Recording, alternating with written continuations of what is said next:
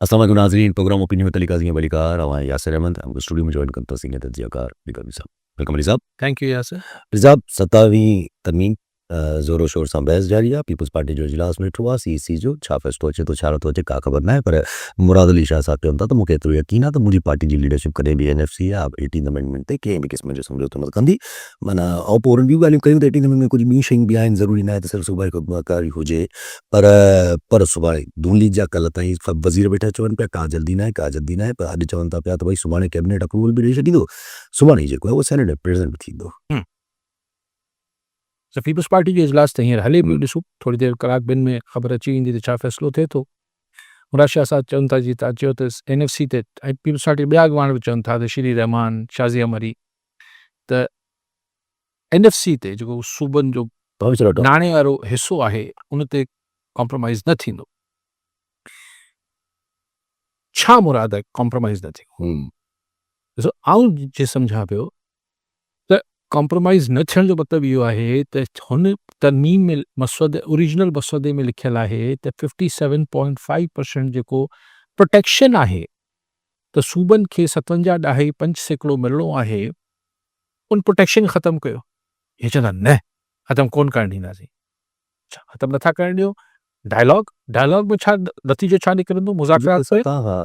त जेके मुख़्तलिफ़ अहिड़ा कम जेके वफ़ाक़ करे थी, मिसाल कोविड अची वियो, मिसाल जेको आहे को पढ़ी कर्ज़ अहिड़ो वठिणो आहे, मिसाल को अहिड़ो प्रोजेक्ट पढ़ी कर्ज़ सां जेको सूबे में ठहे पियो, मिसाल Benazir income support programme and so on त उहे चवंदा त ठीकु आहे हू तव्हांखे प्रोटेक्शन ॾियूं था, तव्हां 57.5% सूबा वठनि, कहिड़ो NFC थिए पर जीअं NFC आहे हुनखे नथा छेड़ियो, पर हीउ जेको ख़र्च सूबनि में थिए थो इन जो 50-50, 60-40, 70-30 जेको बि रेशो तय थिए उहो सूबो पंहिंजे कुल्हनि ते खणे। त ॿिए लफ़्ज़नि में साॻी ॻाल्हि थींदी त सूबे जा नाणो वफ़ाक़ पाण वटि रखी वठंदो। ऐं हिन में जेका ॿी ॻाल्हि थींदी मतिलबु अॻिते हली त छाकाणि त पैसो वफ़ाक़ वटि वञे थो, पोइ वफ़ाक़ सूबनि में विरहाए ॾिए थो, त हिन में इहो तइ थींदो त असीं सूबे खे ॾेई पोइ वापसि न वठंदासीं, असीं एट सोर्स कटौती करे छॾींदासीं, यानी असीं तव्हांखे 100 मां 20, 30, 40 रुपया कटे पोइ तव्हांखे ॾींदासीं। हाणे जेॾीमहिल वणे कटे वठनि, असां लाइ इहो सूबनि लाइ इहो ॾचो थींदो। सो यानी पीपल्स पार्टी वटि हिकिड़ी फेस सेविंग हूंदी त असां NFC में छेड़छाड़ सां ई न करणु ॾिनी। बाक़ी हाणे पैसा आहिनि, ज़ाहिर मुल्क क़ौम लाइ आहिनि, पोइ हीअं आहे पोइ हूअं आहे, पोइ हीअ सॼी ॻाल्हियूं थींदो।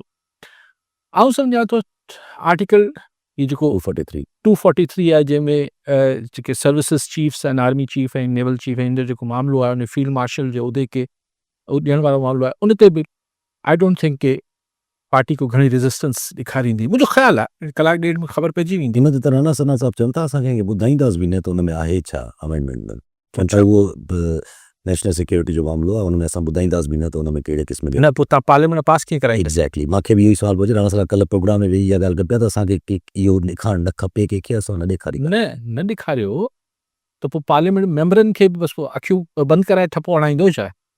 ख़ैर मेंबर अक्सरनि खे पढ़ण लाइ मिलंदो बि कोन। यस अच्छा, सो ईअं ई काफ़ी शइ तक़रीबन सभु शयूं थींदियूं ऐं हुन ते बि थोरी हील हुजत, थोरो फुल स्टॉप कॉमा, ताकी सभिनी पॉलिटिकल फोर्सिस वटि पंहिंजे चवण लाइ कुझु न कुझु हुजे, सियासी खेॾण लाइ मौजूदु हुजे। माहे छॾायो। अच्छा, कैबिनेट अप्रूवल त हिकिड़ी फॉर्मेलिटी आहे। ॾिसो यानी मसौदो ठही वियो, इतफ़ाक़ राय थी आहे, मुज़ाकरात हली रहिया 3 महीननि खां, हाणे सुभाणे सेनेट में पेश करिणो आहे, सुबुह जो काबीना मां हुन ते हिकिड़ो ठपो लॻाराइबो।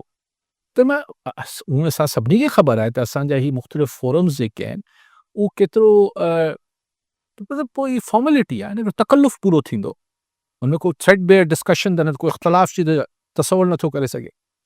सो हुन खां पोइ हीउ पेश थींदो सेनेट मां, चवंदा तकड़ि कोन्हे, तकड़ि में सेनेट मां वेंदो, हुन स्टैंडिंग कमेटी ॾे, जिथे क़ौमी असेंबली जी स्टैंडिंग कमेटी वारनि खे घुराए वठिबो, उते ॿई पाण में मामलात हल कंदा, त ठक 14-15 नवंबर डायरेक्ट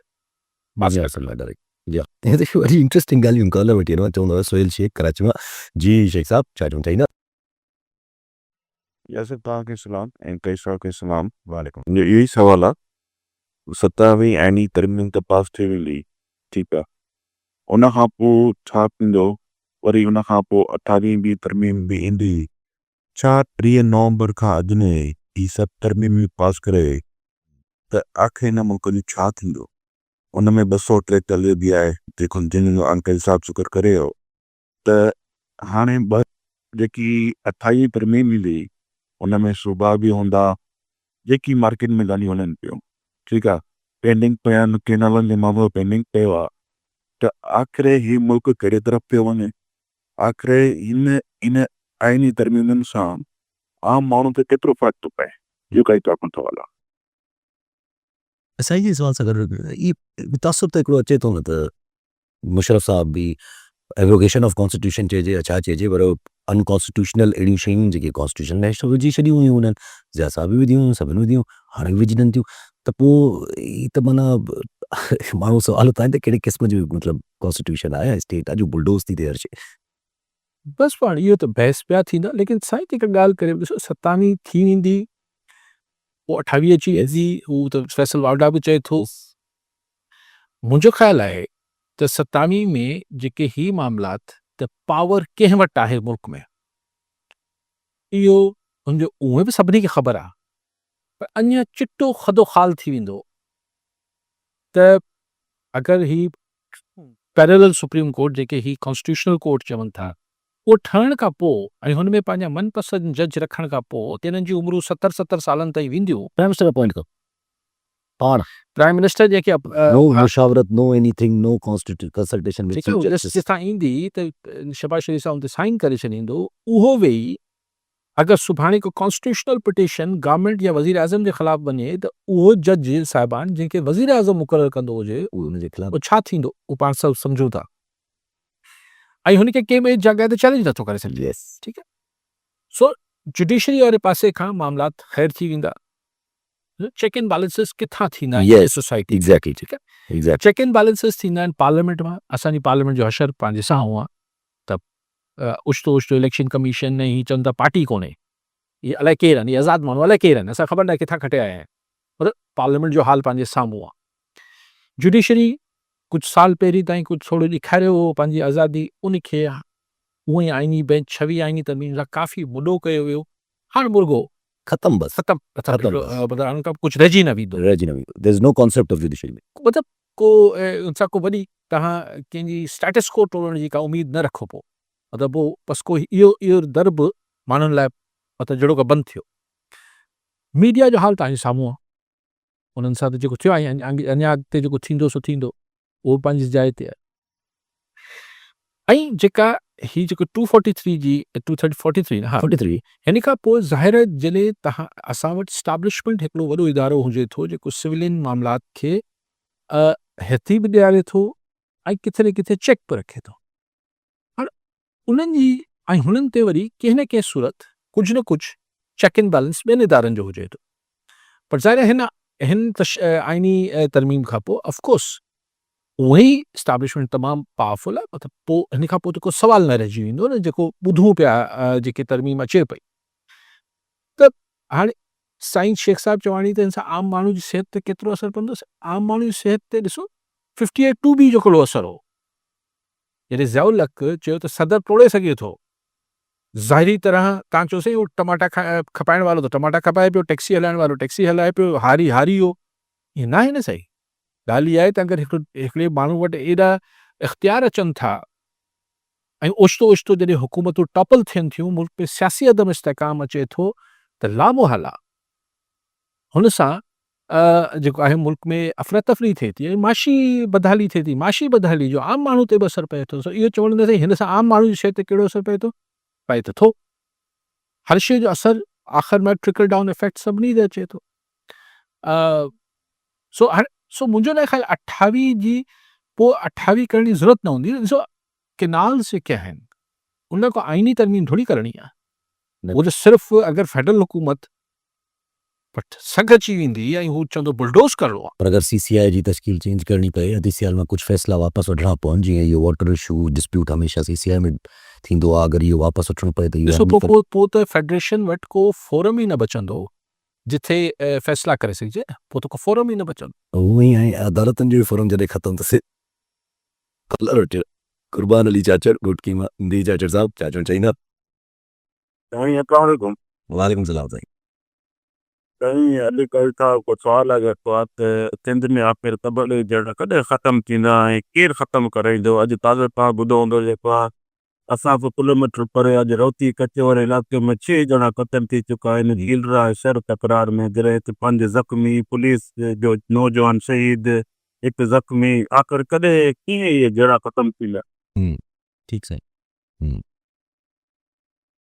सलामती वारे मुंहिंजी ॻाल्हि करें क्षमा मरी विया आहिनि 7 सां चाचर साहब ये ख़त्म थींदा सोली ॻाल्हि आहे सम्झो तव्हां बि था आउं बि सम्झूं था मिसाल इहो त इहे तव्हां खां पुछो न साईं अस्पतालनि में मरीज़नि जो हाल ख़राबु आहे दवाऊं नथियूं मिलनि डॉक्टर हुजनि नथा ड्यूटी ते ओटी में ॿिलियूं पियो हलनि कुता पिया हलनि ऑपरेशन थिएटर्स में सही कीअं ठीकु थींदो इंतज़ाम ठीकु कबो एडमिनिस्ट्रेटर जेके वेठा आहिनि उहे तव्हां मूंखां सवाल कयो साईं स्कूल में चापड़ किरनि पिया उहो नियाणियुनि लाइ वॉशरूम्स न आहिनि साईं पोइ हीअं आहे पोइ हूअं आहे स्कूलनि तालीम जो हाल ख़राबु साईं कीअं ठीकु थींदो साईं कीअं ठीकु थींदो सभिनी खे ख़बर आहे कीअं ठीकु थींदो बच्चा जे लाइ इहे अमन मान ॾिसो हिकिड़े माण्हू अची जेको भले कंहिं बि नाले में पलांद में कंहिं बि नाले में या थाड़ेल थी या बिरादरी जो तकरार चई ही छो था कनि छाकाणि ख़बर आहे फ्री पास आहे न त कुझु कोन थींदो यस अगरि थींदो बि त ॿी धुर अगरि कंदी सो कंदी यस इन ते मर्डर जा केस न थींदा थी छेड़े जा वेंदा। केस हा थी बि वेंदा मर्डर हा, पोइ छा थी पोइ बि आहे ठीकु आहे अच्छा पोइ छा थींदो आख़िर में भोतार ॿिन्ही पासे जा वेहंदा बस पोइ असीं हिक ॿिए जा खून में हलियो वेंदो हा खून में कीअं हलियो वेंदो हू अलॻि मक़तूल आहे हीअ अलॻि मक़तूल आहे हू अलॻि बेवा हुनजी आहे हुनजी अलॻि बेवा आहे हुनजा यतीम ॿार हुनजा अलॻि आहिनि हिन जा यतीम ॿार अलॻि आहिनि तव्हां चओ था खून में हलियो वियो जी हा वॉट नॉनसेंस जंगल जे कानून आहिनि इहे इहे कहिड़ो नॉनसेंस आहे खून में हलियो वियो भाई हुनजा 4 ॿार यतीम थिया हिन जा 4 ॿार हू त अलॻि अलॻि यतीम आहिनि न मुंहिंजो बाबा बसि हाणे हिक ॿिए सां भाकुर पाए वठो तव्हां ॿई यतीम आहियो जेके माइरूं जिन्हनि जा बचा कुसी विया बाबा बसि ॿई माइरूं गले मिली वञे छाकाणि त खून में हलियो वियो आहे तबाह थी वेंदा घर आहिनि छा नॉनसेंस इहो असां वटि हले थो छो थो हले कीअं ख़तमु थींदो जंहिंजी सरकार पंहिंजी रिट ते लही आई 15 ॾींहं महीनो वॾो आहे जी हाँ अगर सही कम थे अच्छे तो कॉलर जफर न कोई अदरवाजा जी रफी साहब क्या कहना चाहेंगे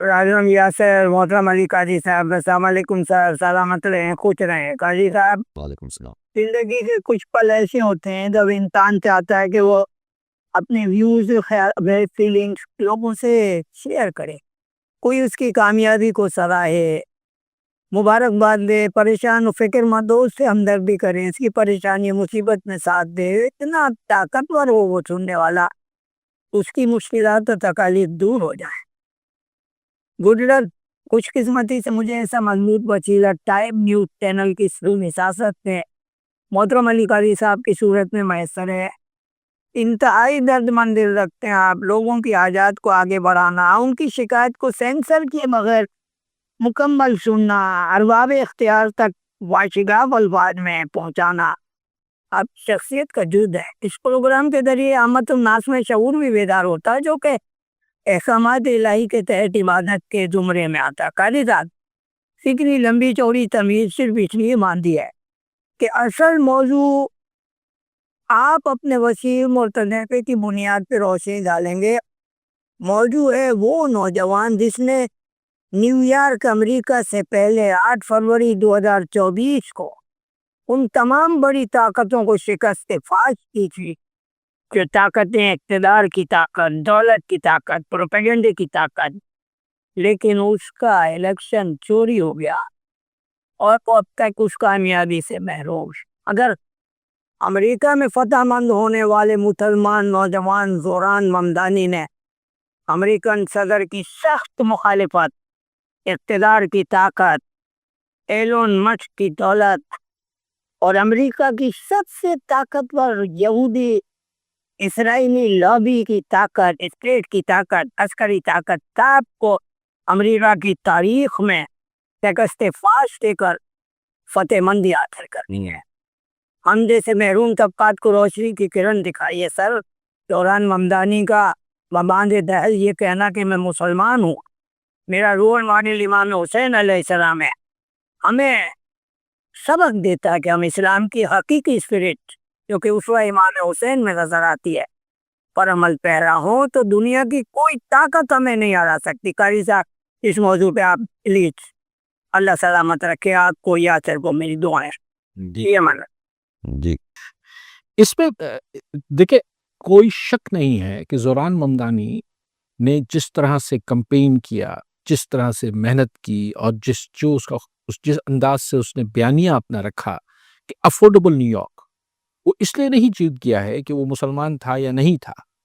उसने एक जो लोकल लोगों का रियल इशू था न्यूयॉर्क का कि एक दुनिया का अमीर तरीन और इतना तरक्की याफ्ता शहर के लोग, उनकी बस ट्रांसपोर्ट का खर्चा उनके बजट का 16-17% था। 16-17% तो वो बेचारे मतलब अपने ट्रांसपोर्ट पे दे रहे थे। खैर, लंबी बात, मुख्तसर ये करते हैं कि उसका वो अपने बयानिए पे जीता है। उस बयानिए को उनके वालिद साहब मुसलमान हैं पर उनकी वालिदा हिंदू है, ठीक है? तो एक ही वक्त में उनके जिस्म में दोनों खून है ना, मतलब अगर टेक्निकली देखा जाए। अच्छा, वो लेकिन वो अपने मुसलमान होने पे शर्मिंदा नहीं है, वो अपने सोशलिस्ट होने पर शर्मिंदा नहीं है। ये उसने एक बहुत अरसे के बाद अमेरिका में एक कॉन्फिडेंस जो उधर के लोग स तो उस आदमी ममदानी की जिस तरह कैंपेन की, यानी आप देखें कि एक आदमी के साथ 2 आदमियों के साथ उसने कैंपेन शुरू की। और मैं एक आज से 90 की दहाइयों में कभी मज़मून लिखता था तो मैं कहता तब्दीली के सफ़ीर होने चाहिए, जो तब्दीली के लिए घर-घर जाकर प्रचार करे। तो ज़ोरान ममदानी ने भी बेसिकली जो वॉलंटियर्स जो रज़ाकार बनाए वो बेसिकली उसके एजेंट या कैंपेन तो कर रहे थे मुहिम पर वो बेसिकली उस चेंज को की कन्विंसिंग कर रहे थे। उधर लोगों को में एक उस तब्दीली के लिए हिम्मत दिला रहे थे लोगों को, जो 92,000 आखिर में उसमें तादाद हो गई। लेकिन सर, यहाँ पर हम ममदानी बिल्कुल मैं भी बहुत कल से एक्साइटेड हूँ, बहुत मुझे वो देखिए ठीक है वो मुसलमान है और वो बिल्कुल है, मैं किसी के मज़हब पे लेकिन वो उस तरह से नहीं कि कोई उसने मतलब वो ट्रांसजेंडर्स के उसकी गे राइट्स की भी बात कर रहा है। वो अक्सर लोग ये कंफ्यूज था करना हु आहे तो न्यूयॉर्कर ना वो न्यूयॉर्कर है। आहे तो न्यूयॉर्कर उस लेकिन और उसको ऑर्थोडॉक्स कट्टर जो यहूदी हैं, उन्होंने भी उनको वोट किया, सपोर्ट करे बिकॉज़ वो उनके रियल इश्यूज़ पे बात कर रहा है। और बहुत खूबसूरत उसने कैंपेन की है, बड़ी हिम्मत से कैंपेन। यस सारी बात ठीक, सारा जितना क्रेडिट ममदानी को ज़ोरान को देना है दो, लेकिन यार न्यूयॉर्कर्स को भी तो क्रेडिट दो। एंड इंस्टीट्यूशंस को जिन्होंने नहीं हैप्पी साहब देखे और उनके सिस्टम को यस जो दबाव में नहीं आता कि है उन्होंने रिग नहीं होने दिया इलेक्शन को। लेकिन रिग भी कैसे, यानी 1969 के बाद इतना टर्नआउट हुआ है, जी हाँ यानी 1970 में उनके पास कहीं इतना टर्नआउट न्यूयॉर्क में हुआ था मेयरल इलेक्शन के लिए और फिर अब हुआ है। लोगों को भी तो क्रेडिट देना नकवी साहब। लोगों वो न्यूयॉर्कर्स कहाँ से लाए? ममदानी तो कहीं से आ भी जाए, लोग कहाँ से आए जो इतना मतलब इस तरह से आगे बढ़कर हिम्मत करके शिकस्त के खौफ से बालातर होकर 8 फरवरी ते नजर ना आई हल्की झलक साईं वो मिसाल लेन था नहीं 8 फरवरी को भी जो बिल्कुल मिसाल दी, तो आपने देखा आपको पंजाब और केपी में रिजल्ट मिला ना, उधर लोगों ने ज्यादा रेजिस्ट किया, सिंध और दूसरी जगहों पे कम रेजिस्टेंस आया। लेकिन जब देखिए लाखों करोड़ों लोग निकल आते हैं ना, थोड़े लोगों की मैनिपुलेशन आसान है। यहाँ पर यह है कि जी मैं तो जरा काम से मसरूफ हूँ, यासिर आप जाके काम कर लें, यस मैं आपके साथ दिली तौर पे साथ हूँ, यस पर मेरे को तो यार बिजली का बिल भरवाना है, हाँ मेहनत नहीं कर पाऊंगा मैं नहीं कर पाऊंगा। अब ये जहां जहां हुआ है, ये भी एक देखिए ना, जब वो कहता है कि एक मुनुसी जो रियासत एक पूरी सियासत की एक वो थी, एक स्टेटस को था दहाइयों से न्यूयॉर्क में, उस अकेले ने नहीं तोड़ा है, उसको न्यूयॉर्कर्स ने यस उसके साथ मिलकर तोड़ा है उसको। उन्होंने तोड़ा है ये तो ज़ाहिर है ज़ाहिर है एक एक सामने लीड करा, यस उसने सही नारा दिया और उस तो को फॉलो किया बात यह है कि लोग अपना रोल कब अदा करेंगे, ये एक सवाल है। और वो उस सूरत में अदा करते हैं जहाँ वोट की ताकत हो सकती है। लेकिन आप इधर क्या बोलेंगे, श्रीलंका में क्या हुआ, आप बांग्लादेश में क्या बोलेंगे, अभी रिसेंटली कहाँ हुआ, नेपाल कहाँ हुआ अभी, नेपाल वाले हो। नेपाल। तो जेनजी के लोग निकल आए, नौजवान निकल आए, फिर क्या कर लिया नेपाल वाला। तो बात ये है कि लोग, वो फैज अहमद फैज ने तो कुछ कहा था कि कोई इनकी वो हिला दे, तो लोग जब खल्के खुदा किसी उसमें आ जाएंगे इरादे में, तो ममदानी भी आ जाते हैं। Kale na dayan. Nabi Westayim Kashmir ji thank sab Chajung China. Salaam alaikum sab khas salam alaikum tabus. Wallahi to. Yani zara tab manazare tabko kare badu yaad ajiyaz me. Badat likan di rahi to sai gro farmulo dino. Teta manu peso manu perna per khane ye din. Multi bet pakrin de to si di nikri di. उन लेकिन माँ बेडिशन में सोर जोर मदार आप तक उस बारी दी प्रतीक जो करे मास्क करे मेरे को ये सही कि कोई नहीं मुझे लोग की देखा कैंपेन रहा दिया वो इतनी मजे ही कर रहा इधर हर मोल में हर मजदूर में एफसीके परंदे जेके भी मना मेहनत का शुया जेके भी अनअफोर्डेबल मांगो या उन्हें वयो ए उते उन मना साबित कर सोशलिज्म या सोशलिस्ट मना दुनिया कर्माए दरंती हिलाए सके थी जते उनकी अब के और तब के मां कम्युनिस्ट भी सोशलिस्ट भी आया मना सरमाए दरन ना कम्युनिज्म ए सोशलिज्म आज भी मना मना बहुत मना उनके मंत्र नजर दो उनके हाँ बिल्कुल सही क्योंकि कुछ जगह तरमीम के दी इन्हें को कोर्टून भी मना इलेक्शन कमीशन के मना तब कुंभो बड़ो कराने की कोशिश करना ये तो सर मुल्क जो सिस्टम तबाह थी लो बिल्कुल वैसे है लो सही जैसे इंसाफ ना हो तो खाती लो मेहरबानी सही ठीक है give call आदि बख्श छोड़ो शिकारपुर जी ओडो साहब Chajung China.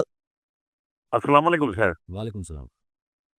सर मुझे ये सवाल हूँ तो संदो अंदर ज़ाहिरन पुलिस या रोज़ मामलात वाक़यात के अंदर कूड़ी केस कूड़ी एफआईआर कूड़ा मुकाबला को जने हिकिड़ो माण्हू कहिड़ो प्लेटफॉर्म इस्तेमाल करे हू वञी कोर्ट सबूरी जो अंदर खड़काए थो हींअर रिसेंटली अदालत सबूरी हुकुम कयो त एसएसपी लाड़काणू खे ओसी ताईं हटायो वञे जेसी ताईं इंक्वायरी थिए एसपी त कोन हटियो जंहिं जज साहब ऑर्डर ॾिनो उनखे बदिली कयो वियो जेकॾहिं अहिड़ा रोज़ थींदा फ़ैसिला ऐं वरी उन्हनि जे ख़िलाफ़ उन जज साहबनि कढायो वेंदो त पोइ आम माण्हू जो छा थींदो उहो आम माण्हू कहिड़ो प्लेटफॉर्म यूज़ कंदो ठीक सही. सईम साहब बाक़ी त ॻाल्हियूं जेको ॻाल्हायो हुननि ममदानी लाइ ऐं मूं वारी ॻाल्हि बि साईं खे यादि अची वई शायदि पढ़ंदा हूंदा साईं मूं कल्ह त मूं अहिड़ा ई फॉर्मूलाज़ पर ॻाल्हि इहा आहे त एक्चुअली माण्हू उन लाइ मोबिलाइज़ थियनि उहा हिकिड़ी अलॻि बहस आहे पर सोशलिस्ट असां वटि कॉमरेड बि काफ़ी ख़ुशि जेके पुराणा असां वटि आहिनि उहे बि काफ़ी ख़ुशि आहिनि त सोशलिस्ट ऐं त मूं हिकिड़े कॉमरेड सां भोग कयो पियो छाकाणि मुंहिंजे कॉमरेडनि सां हिकिड़ो आहे त मूं चयो भई ही तव्हां सोशलिज्म कोन्हे ना ना जो तव्हां कार्ल मार्क्स जी थ्योरी खणी सम्झो था त ही को ममदानी उहो सोशलिस्ट आहे त इहो उहो न आहे हे त चए पियो त मूंखे ही छा पियो चए ही मिलियनर्स थे भई एक्चुअल त मार्क्स जो या हुनजी जेका थ्योरी आहे त सभु कुझु सरकार जे वेल्थ सॼी सरकार वटि हूंदी माण्हू कमु कंदा इहो छाजो हिनखे ट्रम्प कम्युनिस्ट चए पियो छाजो कम्युनिस्ट आहे ही सिर्फ़ु चए पियो त हिकिड़े वेलफेयर स्टेट जो जेको स्वीडन ऐं स्कैंडिनेवियन कंट्रीज़ में बि आहे कई मुल्कनि में ट्रांसपोर्ट फ्री आहे yes हिते हींअर हिन अरविंद केजरीवाल दिल्ली में पब्लिक ट्रांसपोर्ट Yes. फ्री कई yes त हू चए पियो त 1% टैक्स वधाए पियो जेको मिलियन खां मथे जंहिंजी नेटवर्थ टैक्स रिटर्न्स फाइल करे थो 1% हणे पियो छाकाणि त हुनखे ही ख़र्चा जेके फ्री कंदो बसूं वसूं त हू हुतां 1% टैक्स हणे पियो हाणे हुनखे कम्युनिस्ट ऐं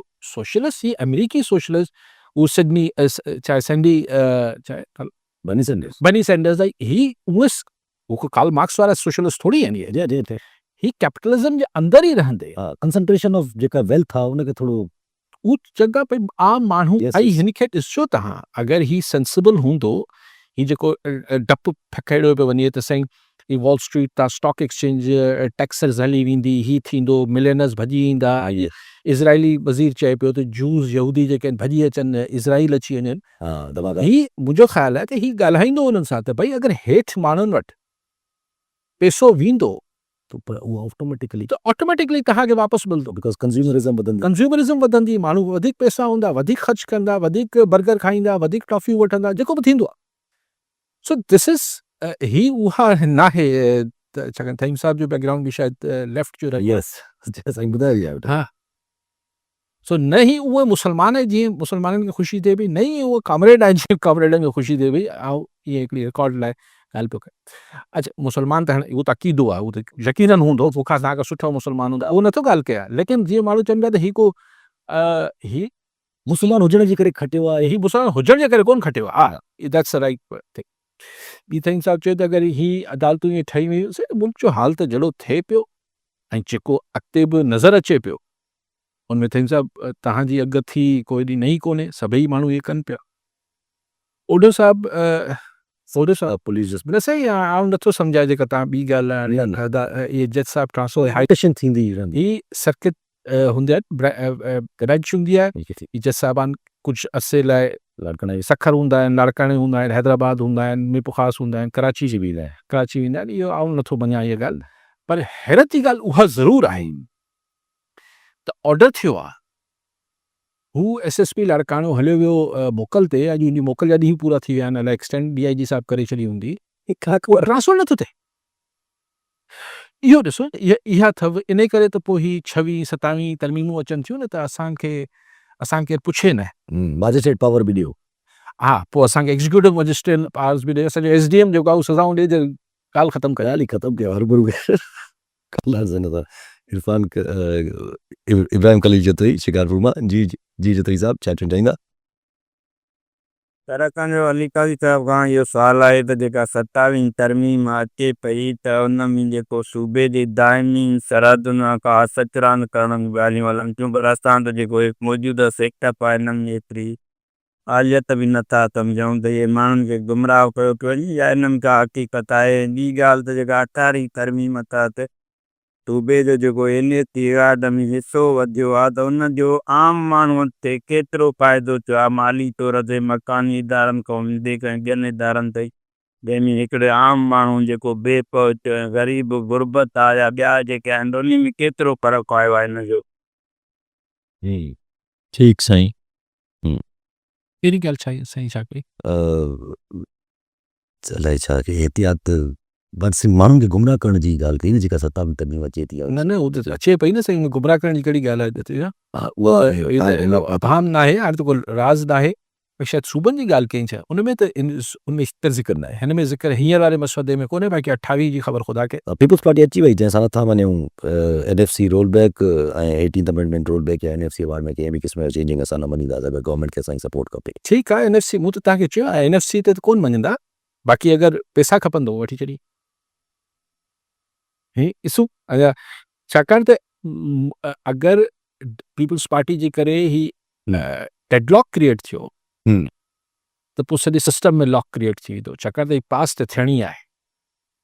चलो, मां अञा बि थोरी तकड़ी आहे, ॾिसो तफ़सील अचनि त अगरि होला हींअर त पॉलिटिकल बयानियो त इहो ई पीपुल्स पार्टी ॾींदी न त NFC खे नथा मञे, को तब्दीली न मञंदासीं, बाक़ी हाणे बिस में को सूबे खे हिसो विझणो आहे, कंहिंखे विझणो आहे, उहो सभु त ॻाल्हि साॻी थी वेंदी, तव्हांखे हितां झलियो या हुतां फिराए झलियो। साईं ॾिसो, NFC मां जतोई साहिब, माण्हुनि खे पैसा मिलिया न मिलिया, माण्हुनि जी तरक़ी सूबनि में थी न थी, मिसाल बलूचिस्तान जो मिसाल वठूं था, कुझु न थियो आहे, ठीकु आहे, पर छा हिकिड़ी जेका शइ दुरुस्त आहे ऐं मता को सुभाणे अहिड़ी गवर्नमेंट अची वञे बलूचिस्तान में जेका कमु करे, हा, KP जो मिसाल आहे, पंजाब जो मिसाल आहे, त पोइ छा इहा ॻाल्हि ई छॾे ॾिजे इन करे जो अॼु फ़ाइदो न पियो थिए? ॾिसो न, इंडिपेंडेंट जुडिशरी अॼु माण्हुनि खे कुझु न पई करे सघे, पर छा इंडिपेंडेंट न हुजणु खपे? ॻाल्हि त उसूली आहे, छाकाणि त अगरि उसूली शइ पंहिंजी जाइ ते इंटैक्ट हुजे थी, क़ाइमु हूंदी आहे, त चलो अॼु हुनजो फ़ाइदो न हूंदो, त सुभाणे कॾहिं त ईंदो न, जेका सही शइ जो फ़ाइदो त पहुचणो आहे आम माण्हू खे, त इहा ॻाल्हि सोचे ॾिसे, अॼु फ़ाइदो न पियो थिए, तंहिंजे करे जेको आहे हुन तां हथु खणी वञिजे, ऐं त सां इतफ़ाक़ नथो कयां। अच्छा पर ज़रा हिकिड़ो अजीबो ग़रीब सिचुएशन आहे त सही न दुनिया में बि माना जीअं इकोनॉमी जे हिसाब सां ॾाढो ईअं ख़दशो हले थो पियो। ख़बर हले पई कल्ह त कतर पंहिंजी इन्वेस्टमेंट पुल आउट करण लाइ तयारु आहे। चओ भई बुनकर अलाए छाजे करे बिन कासिम पोर्ट में कतर जेका इन्वेस्टमेंट कई आहे, कतर सोचे थो त मां पंहिंजी इन्वेस्टमेंट पुल आउट कयां। इहो हिकिड़े अलॻि मूंखे ख़बर न आहिनि स्पेसिफिक किसे जी कतर सां त हीअं तमामु विझड़ाइप आहे। ज़रदारी साहब मुलाक़ात बि करे उहो कोई स्पेसिफिक किसो हूंदो, को कंपनी हूंदी। ॾिसो न, मसइलो इहो आहे त जेके मल्टीनेशनल्स आहिनि उहो जेको दाहूं कूकू कनि पिया त हू पंहिंजो मुनाफ़ो खणी कीअं वञनि पाकिस्तान मां। असां वटि चैनल्स जेके आहिनि उहो ब्लॉक कनि पिया त छाकाणि त हुनजो रीज़न पाकिस्तान रीज़न बि सही आहे असांजो त असां वटि डॉलर ई कोन्हे।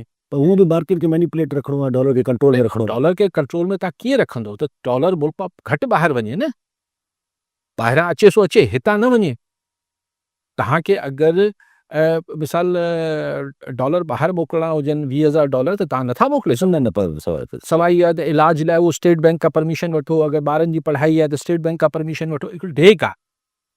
त हाणे हिननि जा त लखे डॉलर हुजनि था आहिनि कंपनियुनि जा, त हाणे हुननि खे सम्झि नथो अचे त असीं कमायूं त पिया पर हे त रुपयनि में पिया आहिनि। इहे रुपया डॉलर में या यूरो में कन्वर्ट थी ॿाहिरि कीअं वञनि? उहो असां ज़ाहिर अगरि असां हथु हल्को कंदासीं त असांजा फॉरेन रिज़र्व्स किरी पवंदा। जी हा कॉलर साहब मीर एजाज ठाकुर टनो जाम हूंदो आहे। जी ठाकुर साहब छा चवणु चाहींदा? सलाम तव्हांखे काज़ी साहब खे। कहंदे ही जेका 27वीं तरमीम अचे पई ॿाहिरि ही मिले हूंदा साईं, हिन खे सभु ख़बरूं हूंदियूं। ही सेटअप जो हिसो आहिनि। पीपल्स पार्टी या नून लीग हुजे या MQM हुजे, ही भले खणी नूरा कुश्ती करणु या कुझु इहो जेको हूंदियूं NFCA वारा प्लानियूं डिंगलियूं जेके उहो गिव एंड टेक कंदा, उहो मथे छॾींदा। मेन जेके उहे करणियूं हूंदियूं जीअं दरिया खे या वधीक काबू करणो आहे 4हीं तरमीम खां पोइ। ऐं अहिड़े नमूने जेको रिटायरमेंट जो मुद्दो हूंदो या ॿियो के हुजे मिनरल्स वग़ैरह पंहिंजा सिंध जा। पंजाब में त कुझु कोन्हे, सभु कुझु सिंध में लास्ट में पाण खे बलूचिस्तान खे हिननि खे ॾींदो न।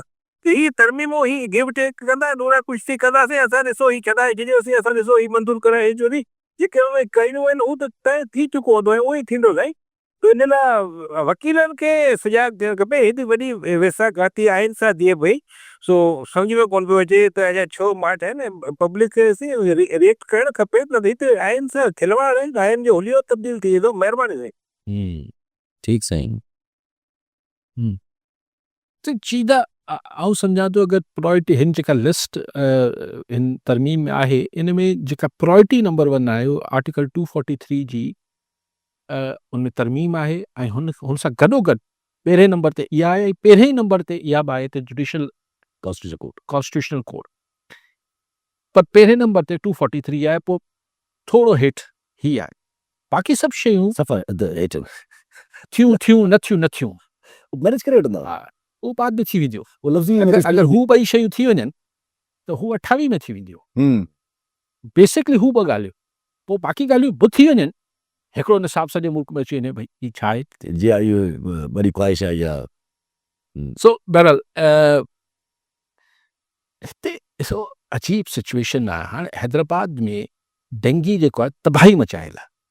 हैदराबाद जी लॉ एंड ऑर्डर सिचुएशन तबाही मचायल आहे। रियल इशू, माण्हू मरनि पिया डेंगी में। जी हा कराची में बि थियल आहे, पर हैदराबाद ॿियनि सिंध जे इलाइक़नि में, पर हैदराबाद हींअर तमामु घणो इफेक्ट थियल आहे डेंगी सां। असां मतिलबु असांजी प्रायोरिटीज़ कुझु ॿियूं आहिनि। हाणे इस्लामाबाद में डेंगी कंट्रोल थींदी आहे हैदराबाद जी। त बेसिकली शयुनि जी मतिलबु ही जीअं बि कनि पिया, ऐं ज़ाहिर आहिनि त रिएक्शन इहे ई अचणा आहिनि। लेकिन आई थिंक के जेको करिणो अथनि उहो बि तइ थियल आहे, जेको रिएक्शन अचिणो आहे उहो बि तइ थियल आहे। मूंखे इहो लॻे थो मे बि आउं ग़लति हुजां त फ़िलहाल त मामिलो स्क्रिप्ट मूजिबि हलंदो। आख़िरी मिनट ते कंहिं शइ ते अटकी पवनि त ॿी ॻाल्हि आहे। ऐं अटकंदो त उहो नवाज़ शरीफ़ आहे, उहो अञा माठि आहे न। जी अञा माता अञा का शइ साम्हूं मां नथो चवां त हू को इनकलाबी लीडर आहे, उनजी तबियत आहे, लेकिन फ़िलहाल त जी हा। अलसा पीपल्स पार्टी अगरि डिलेइंग टैक्टिक में अची थी वञे या पीपल्स पार्टी या होॾां काॾां स्टैंड अलोन का शइ फासी थी पए, त मिसाल जे कॾहिं अगरि हू चवनि था पिया त न 80th amendment NFC is necessary, त पोइ त इहो टसल अटकी पियो। ॾिसो अटकी न पियो न, मूं तव्हांखे इलाजु ॿुधायो न हुनजो। मां त काफ़ी ॾींहंनि खां ॿुधायां थो त NFC त कोन थींदो कॉम्प्रोमाइज़, उसूली मौक़िफ़ आहे। पर इहो शिक अगरि पर हुई पैसा बिस मां हिन मां सिंध हुकूमत अगरि पाण भरणु शुरू करे छॾींदी या पंजाब हुकूमत या बलुचिस्तान हुकूमत, पर छा आहे त सूबनि जो नाणो घटाइण जो मामिलो जेको आहे उन ते पंजाब मां बि थोरो रद्दमल हूंदो, यस तंहिंजे करे शायदि हिते कुझु चूके चुनाचे थी वञे ऐं हल्कड़ी तब्दीली आणण जे प्रोटेक्शन जो कमु न कजे। पर मिसाल पहिरें मरहले में मिसाल त यार ठीकु आहे, भला घणो न 100 रुपयो बिस ते ख़र्चु अचे थो, भला 5 सैकड़ो सूबो आहे ॾियनि, हिकिड़ो दफ़ो 5 सैकड़ो त ॾियनि, वरी 6 महीने खां 10 सैकड़ो ॾींदा, वरी 20 ॾींदा, हिते त को दर त खुले।